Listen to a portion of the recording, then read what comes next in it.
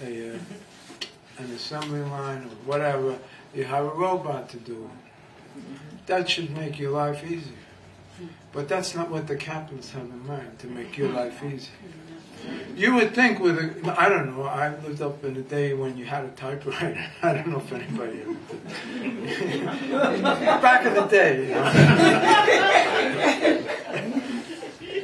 And you think, well, oh, now we got computers, we got word processors. We don't have to take that white tape thing and wipe out the letter and type over it like that.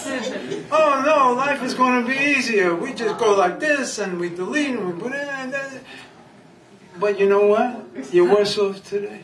They can test every keystroke you make. They can test when you get up from your to go to the bathroom because the keystrokes stop.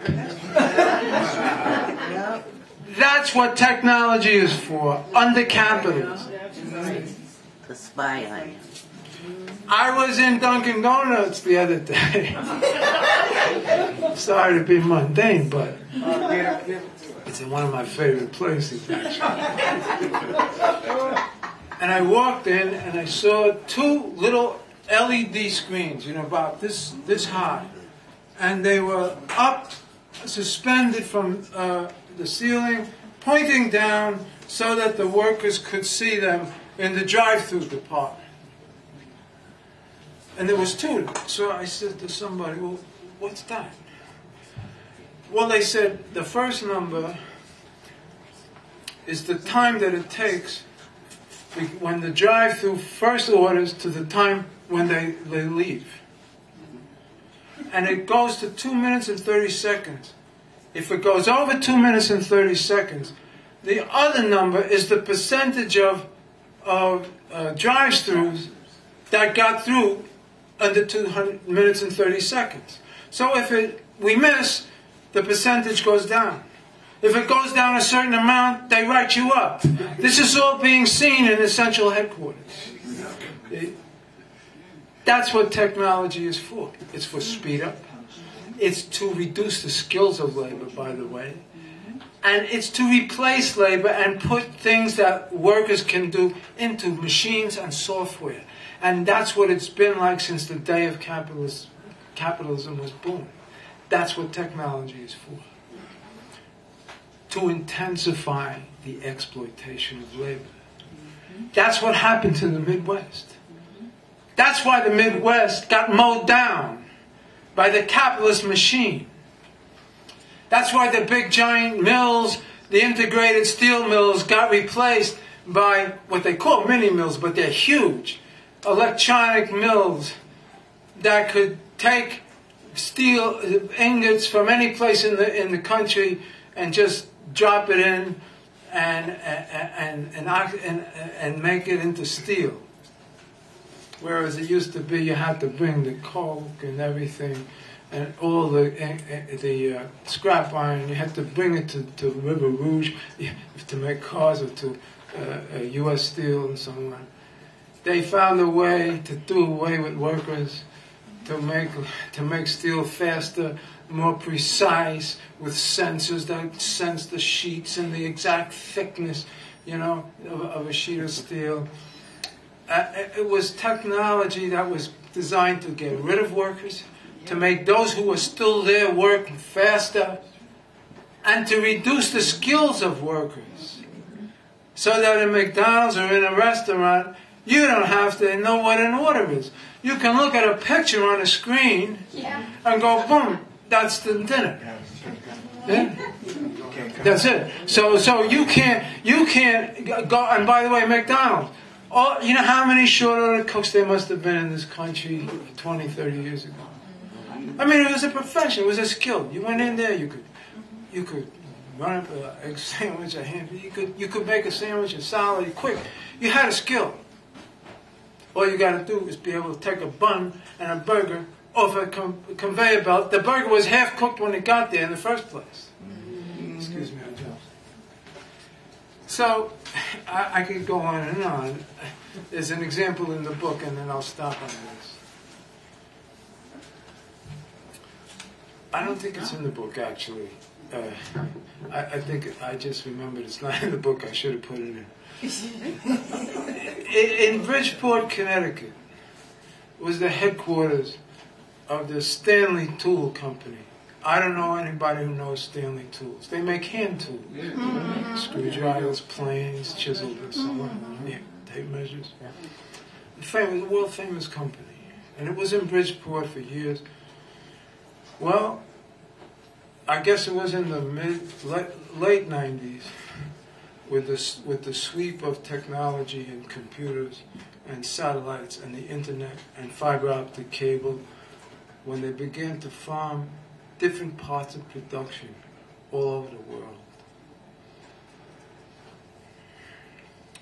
So they took part of the Stanley Steel, the Stanley Tool operation and put it in Thailand.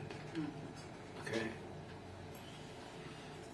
And in the Bridgeport plant, they had a software and computer screens where they could see real-time production in Thailand. I mean, it was as though the supervisor was in Thailand. And they had a chalkboard. And every couple of hours, they would put up on the chalkboard the production quotas that were being made in Thailand. And those workers in Bridgeport were under threat.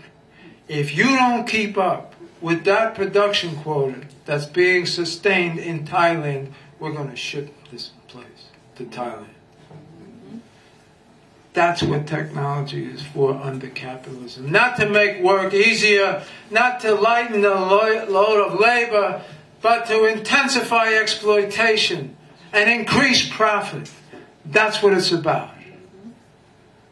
And they've been doing this since they took the first weavers, women, out of their huts in England and brought them into big halls where they all sat together and used the same skeins of wool and so on to weave. From there all the way to computer satellites, technology has been used by the capitalist class against the proletariat. That's right.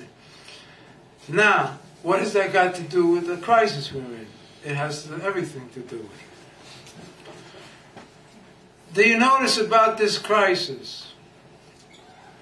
The most outstanding feature of this crisis is not only the huge numbers of unemployed workers that happen so fast. There's 15 million officially unemployed, 26 million officially underemployed or dropped out of the workforce or forced part-time labor.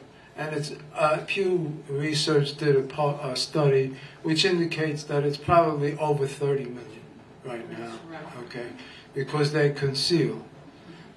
But did you notice about a year ago they said there was a capitalist recovery? Yeah, right. You missed it. She missed it. No, but it's true. Yeah, they did. There was a capitalist recovery. And this is very important. It seems like a joke. But if you think about it for a little while, you realize how serious it is. About a year ago, I say June 2009, maybe July, they don't say precisely. The recession, which means that production is going down, the GDP, what they call gross domestic product, is going down. That's when there's a recession. That's what they call a downturn. Well, it started in December of 2008, and it was going down and down and down. And then it started to go up.